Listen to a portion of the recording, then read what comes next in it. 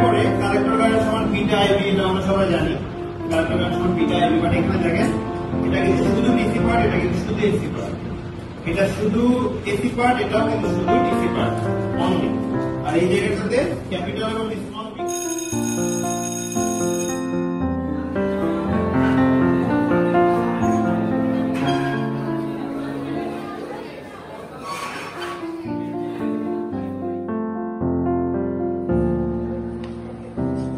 বন্ধু প্রচুর ক্ষুধা হচ্ছে রে।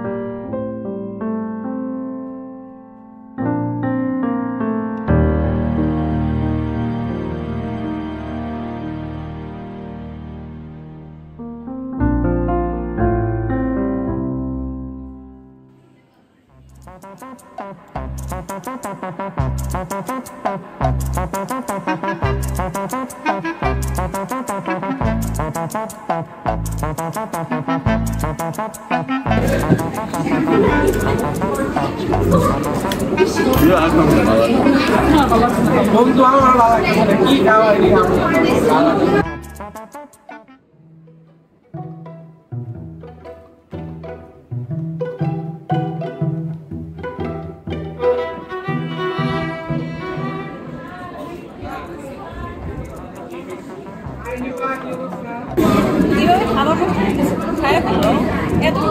খাইতে মনে হচ্ছে খাইতে ইচ্ছা করতেছে নিচে এখন কি যাচ্ছি খাইতে পারতেছি না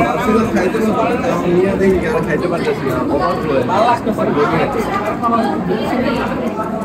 কি করবো জীবন বেশি নিয়ে খাওয়া খাইতে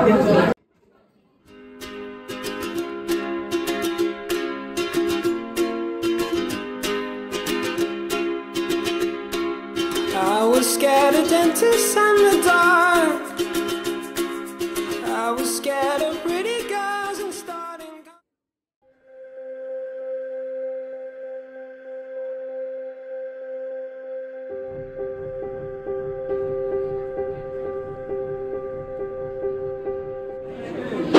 কিরে এমনি খাবার নষ্ট করতেছিস কে লেগে? এমনি ফালা ছাড়া কেউ খায়? হবে না আমার কথা কস।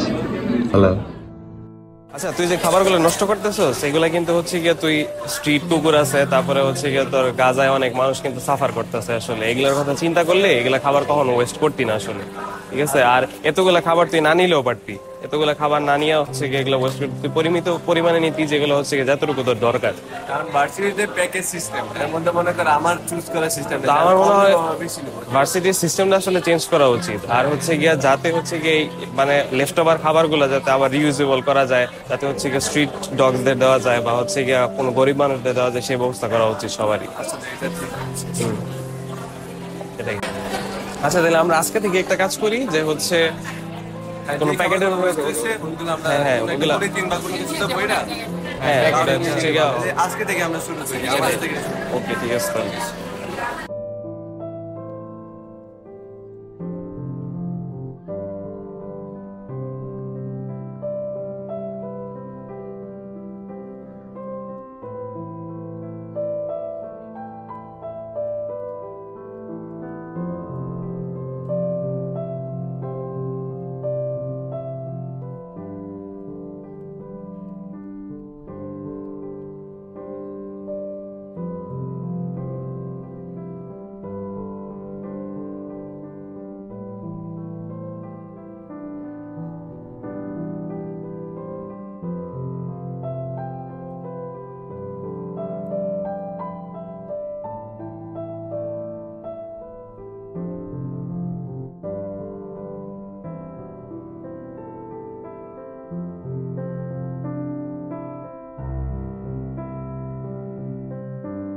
আপনারা সকলেই জেনে থাকবেন যে বিভিন্ন নিউজ পেপার এবং বিভিন্ন প্রতিবেদন থেকে আমরা প্রতিদিন জানতে পারি যে আমাদের দেশে যে জায়গায় বা পুরো বিশ্বে যে জায়গায় 78 কোটি মানুষ না খেয়ে রয়েছে, সেখানে বিভিন্ন কোটি কোটি টন পরিমাণ খাবার বিভিন্ন জায়গায় অপচয় হইতেছে। ঠিক আছে, বিভিন্ন 2022 সালের একটা পরিসংখ্যান থেকে আমরা দেখতে পারি যে 25% খাবার বিভিন্ন ক্যান্টিন, রেস্তোরাঁ এবং বিভিন্ন হোটেল থেকে খাবার অপচয় হইতেছে এবং বিভিন্ন মুদিখানা থেকে 18% খাবার নষ্ট হচ্ছে।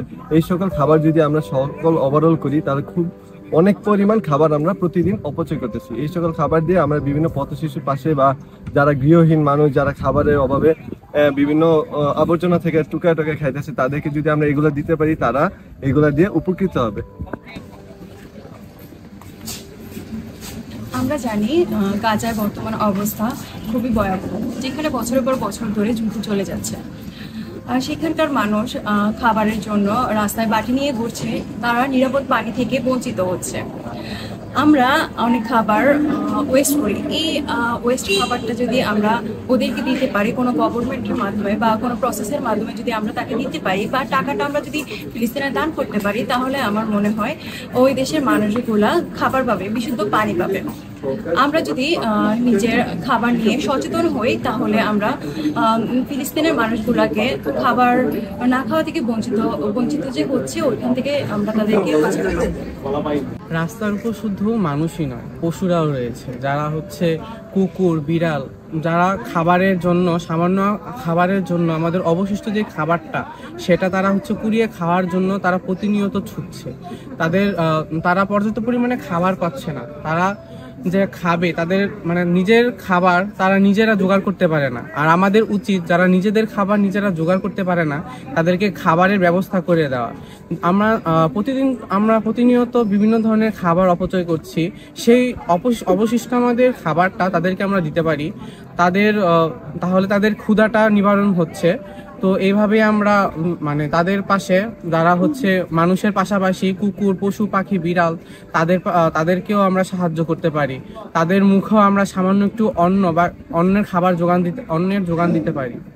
অনেকবার দেখা যায় যে আমরা বেশি করে খাবার নিই, তো এগুলো খাইতে পারি না, তো এগুলো হচ্ছে আমরা নষ্ট করি বা অপচয় করি। তো এটা হচ্ছে বড় সমস্যা। এর থেকে আমরা হচ্ছে এই খাবারগুলো সহজে আমরা সংরক্ষণ করতে পারি। যদি এই খাবারগুলো যদি আমরা কোনো খাদ্য ব্যাংক অথবা হচ্ছে পথ শিশু বা দারিদ্র বা পশু পাখিকে দিই, তাহলে এগুলো হচ্ছে আমরা সহজে খাবারগুলোকে সহজে সংরক্ষণ করতে পারবো। প্রতিদিন আমাদের বিশ্ববিদ্যালয় সহ বিভিন্ন ধরনের শিক্ষা প্রতিষ্ঠানে প্রচুর পরিমাণে খাবার নষ্ট হয়ে থাকে। এসবের বিরুদ্ধে আমাদের কঠোর ব্যবস্থা নেওয়া উচিত। যেমন বিশ্ববিদ্যালয় কর্তৃপক্ষ থেকে আমাদের বিভিন্ন ধরনের সেমিনার এবং ওয়ার্কশপের ব্যবস্থা করা উচিত, যাতে করে শিক্ষার্থীরা খাবার নষ্টের বিরুদ্ধে এবং অপচয়ের বিরুদ্ধে কঠোর হয়। এছাড়াও শিক্ষার্থীদের খাবার নেওয়ার সময় তাদের সচেতন হওয়া উচিত, যাতে তারা পরিমাণ মতো খাবার নেয়, যাতে তারা যতটুকু পরিমাণ খেতে পারবে ততটুকু পরিমাণ খাবার নেয়, যাতে তাদের পরের খাবারটুকু ওয়েস্ট না হয়। তার মধ্যে আমরা আরেক ধরনের ব্যবস্থা নিতে পারি, যেটা হচ্ছে বিভিন্ন ধরনের এজেন্সির মাধ্যমে আমরা যেসব খাবারগুলো ওয়েস্ট হয়েছে সেসব খাবারগুলো বিভিন্ন ধরনের গরিব মানুষ অথবা বিভিন্ন কুকুর, বিড়াল এসবকে দিতে পারি, যাতে আমরা খাবার অপচয় রোধ করতে পারি। সুতরাং এভাবে আমরা খাবার অপচয় রোধ করে একটি সুন্দর ভবিষ্যৎ নিশ্চিত করতে পারি। ধন্যবাদ সবাইকে।